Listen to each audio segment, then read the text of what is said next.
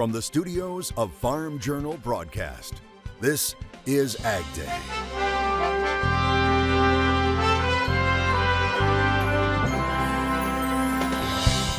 It was a rush to plant in the heartland, but could this year's crop still produce? So I feel like there will be still a significant amount of yield potential with our corn. We check in with farmers in Iowa.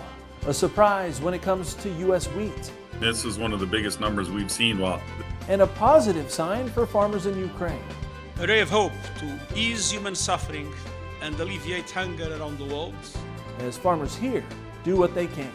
So we have to be very strong and very consistent in our messaging on that score. Plus a report on what farmers in Ukraine are facing in the field right now on AgDay. Good morning, I'm Clinton Griffiths. Some hopeful signs for what's been called the breadbasket of Europe as grain could start flowing again back out of the Black Sea region. Russia and Ukrainian officials say negotiations to end Russia's blockade of Ukrainian grain are showing positive signs. The two sides meeting in Turkey along with UN officials to try to work out a deal. And the Turkish defense minister says all sides are due to sign an agreement next week.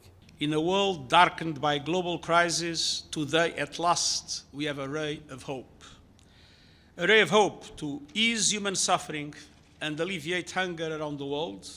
In the end, the aim of all parties is not just an agreement between the Russian Federation and Ukraine, but an agreement for the world.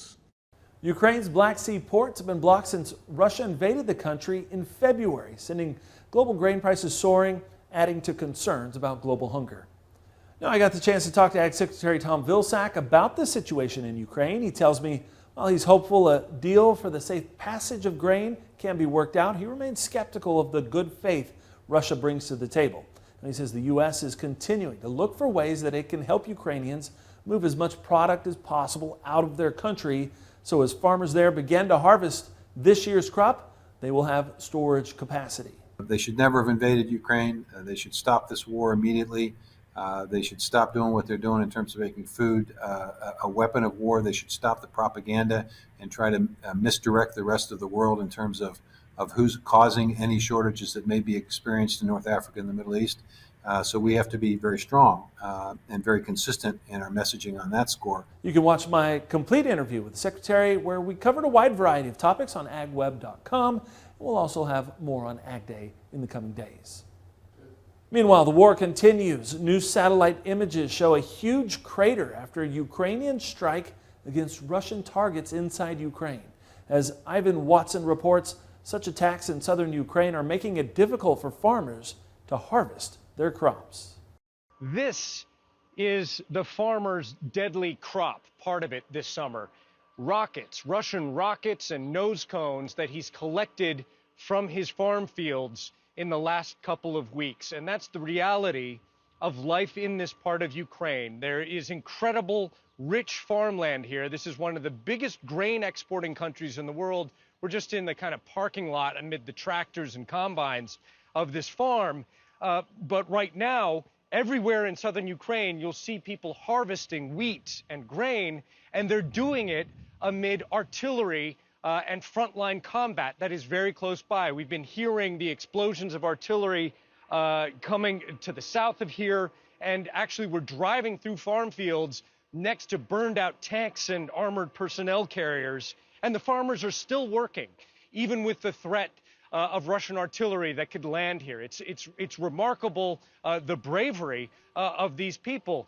Part of the problem, though, is even though there's a crop of wheat out in these fields that needs to be harvested, the Ukrainians can't export it right now. There's a Russian naval blockade of Ukraine's ports. So the food can't get out. And that's having an immediate impact being felt around the world with the inflation of global food prices. So the Ukrainian government, the farmers here, the World Food Program, the UN, they're all asking for corridors so that the wheat that is harvested here can be exported so that you're not going to see starvation and social unrest in some of the poorer countries around the world. But it's tough.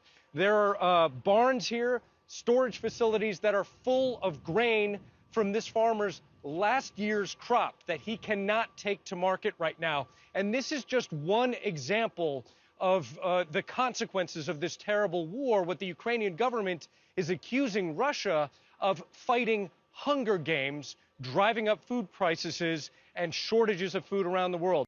Ivan Watson reporting. Another issue moving grain could soon be unfolding here in the U.S. with railroad union workers authorizing a strike as soon as Monday, unless President Biden intervenes. Now, it comes after the contract for 13 rail worker unions expired in 2019, the two sides failing last month to reach an agreement. And union workers voted earlier this week to strike on July 18th. That's when a federally mandated cooling off period between the unions and the railroad is set to expire. The big issues, wages and benefits. Now, the White House has until Sunday to appoint a presidential emergency board. U.S. wheat exports are finally starting to see some life. That's after weeks of waiting to see if we would pick up any business with Ukraine exports shut down. The weekly export report from USDA showed sales of 37.4 million bushels, and it did include sales to China, which had been talked about for the last week. Market analysts tell us wheat prices finally got low enough to be competitive globally.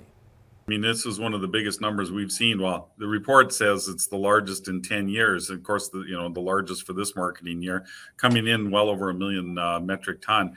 Impressive as far as the wheat market is concerned. And maybe USDA was right in increasing the exports in the last report. Martinson says this wheat business is also impressive considering the U.S. dollar is at 20-year highs. That usually curbs exports.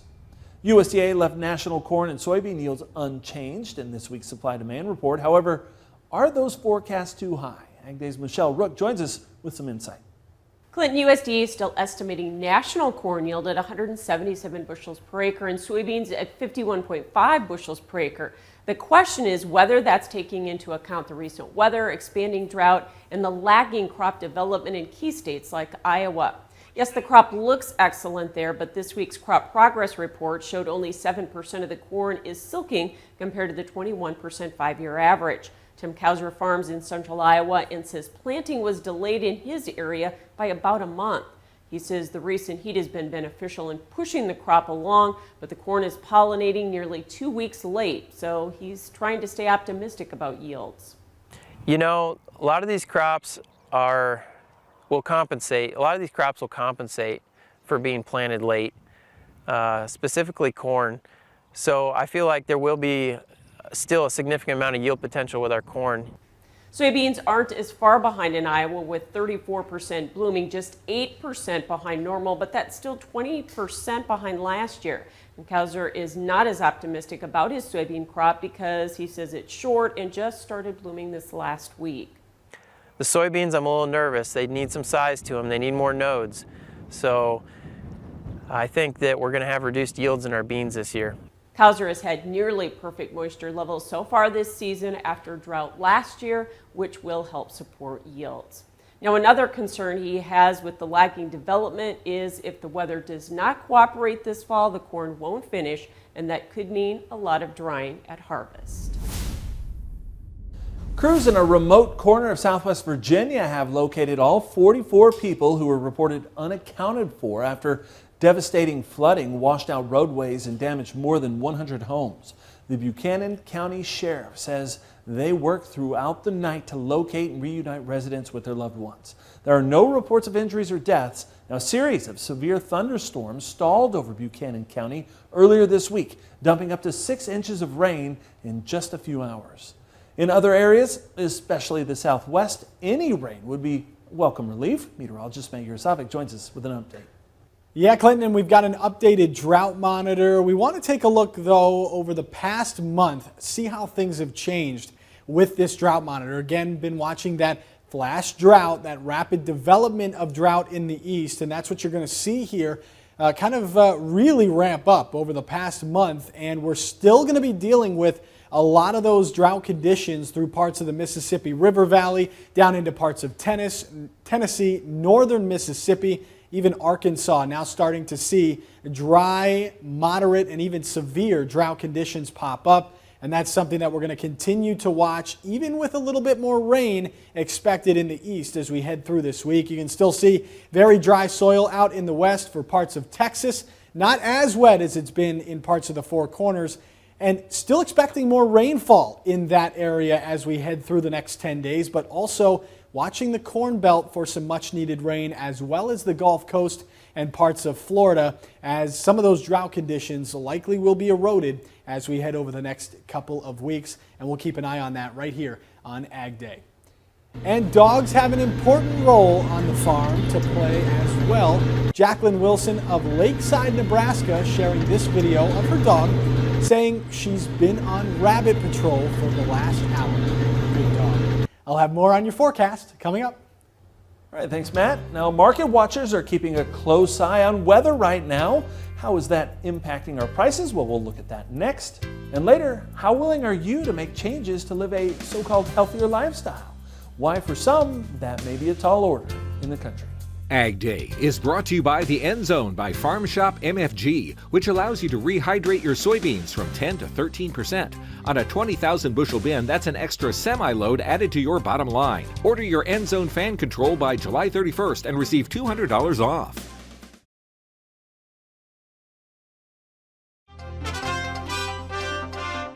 Thursday ended as a mixed day for commodities as markets bounced around a number of seasonal and global concerns. Michelle Rook returns with today's market wrap-up. Pat Von Tersch with Professional Ag Marketing is joining us this morning with market analysis. Pat, corn trying to close higher there on Thursday. That market feels like it wants to hold a little weather premium in. Yeah, exactly. We keep talking about a hot, dry forecast here in the month of July, and we traded that pretty aggressively to start this week off, and sold off as we put a little moisture into the forecast for this weekend. But it's interesting. We've spent a lot more time at the bottom end of this range this week, Michelle, than kind of working ourselves back to the middle of the range. If we would have a chance to visit last week, towards the end of the week, I'd have said, boy, you know, we got a chance for a 50% retracement. Maybe we'll get the D's corn back up in that 650 area. And I didn't think that happened by Monday morning, but you know, we reacted pretty quickly. But now we've settled back and we just seem to be sitting. I wonder if there isn't a little bit of negative outside influence that's also impacting this market. Was that what weighed on soybeans, or was it the cancellations on Thursday? I think a little bit cancellations, but probably a little bit more of, well, we just got a little bit more commodity-wide sell-off going on. Big break again this week in crude oil as well. Dollar traded 20-year highs here this week too, and that's going to impact that soybean complex as well, Michelle. So the cattle and hog market started off with a pretty good start to the week. Have we run into chart resistance? Is that why we saw this setback on Thursday, or was the market disappointed about exports on the weekly basis? Yeah, a little export issue there, no doubt. In addition to that, outside sell-off is having some impact in the livestock markets as well. I'm hopeful that we can maintain some support here after this sell-off. You know, the supply side of both cattle and hogs seems to be supportive to those complexes. All right, well, we appreciate your insight. Thanks for joining us, Pat Von Tersch, Professional Ag Marketing. Our full analysis on agweb.com. We have more Ag Day coming up.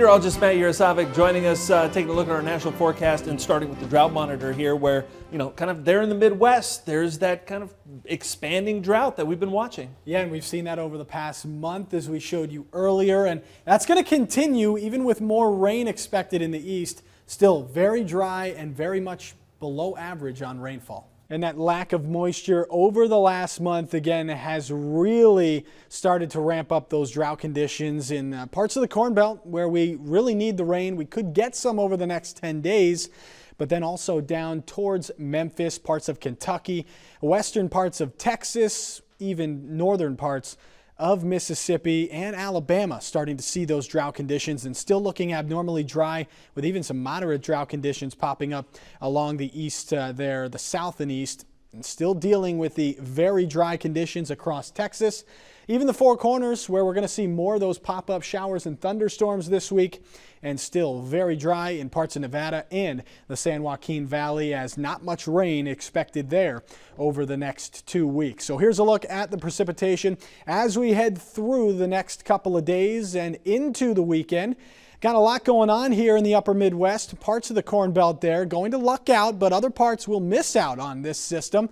We'll have to wait until next week to see a little bit more. And then we've got those pop-up afternoon scattered showers and storms dropping some heavier rain, very isolated though for parts of the Rockies and for parts of the Southwest. And then that stalled out front eventually going to start moving. And as it does, still keeping the scattered shower and thunderstorm activity around there in the south and east. So there goes that front off the east coast. It's going to drag those showers and thunderstorms along with it as this system kind of stalls out over the Great Lakes, bringing just a couple of showers and storms there into Saturday. Not too much is going to be going on, though, back to the west, and it's going to be still very quiet as we head into next week with high pressure in control back in the west. Still very warm through the middle part of the country, 90s and triple digits out there. A little bit of a break from the heat and humidity up in the north and east, but right through the middle of the country, still going to be looking extremely warm for the next couple of days through the weekend and even into next week. That heat going to again spread back up into parts of the Midwest and the Great Lakes, and we'll continue to track that right here on Ag Day. That's a look around the country. Now let's take a look at the weather where you live. Conway, South Carolina, showers and thunderstorms likely, a high near 84 degrees. Rockford, Illinois, heavy rain and thunderstorms possible, a high near 79. And Woodland, California, sunny and hot, a high near 98. A farmer faces charges accused of undermining the nation's organic labeling system. Plus, a new effort in Washington to try and bring more workers to the farm. An update next. Registration is open for the 2022 Pro Farmer Crop Tour. Join our team as we gain insight on the 2022 growing season in person or online. Visit profarmercroptour.com/register to select the stop nearest you.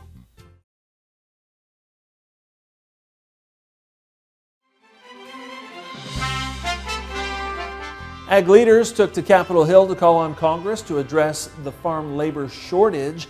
National and state ag leaders join Republican members of Congress outside the Capitol. Now, speakers trying to rally support for bipartisan efforts to introduce Senate legislation that builds on the Farm Workforce Modernization Act. It has been passed twice by the House. This legislation will streamline the H-2A program.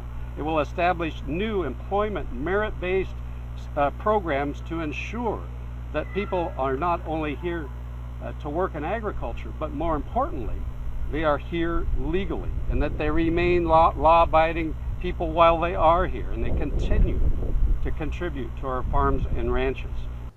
A recent Texas A&M economic study found more migrant and more H-2A workers are associated with lower inflation, higher average wages, and minimum wages, along with lower unemployment. Now, the American Business Immigration Coalition, they consulted with the researchers about that study.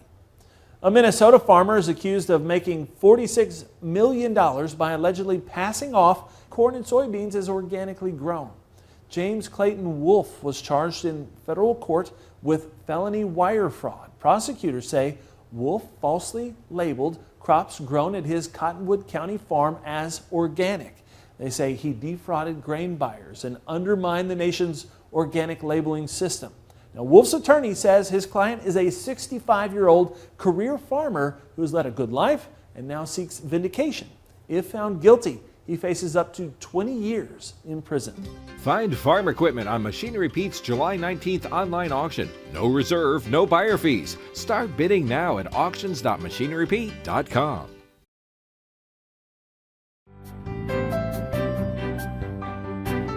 Many of us could stand to shed a few pounds, right? Or at least live a little healthier. But a new study says many people believe living that healthy lifestyle would just make them miserable. A survey of 2,000 adults looked into the negative reputation sugar has, and it found 48% say that following their idea of a healthy lifestyle would make them miserable, and found that 49% believe they'd have to give up parts of their lifestyle in order to be healthier, with 89% wishing that wasn't the case.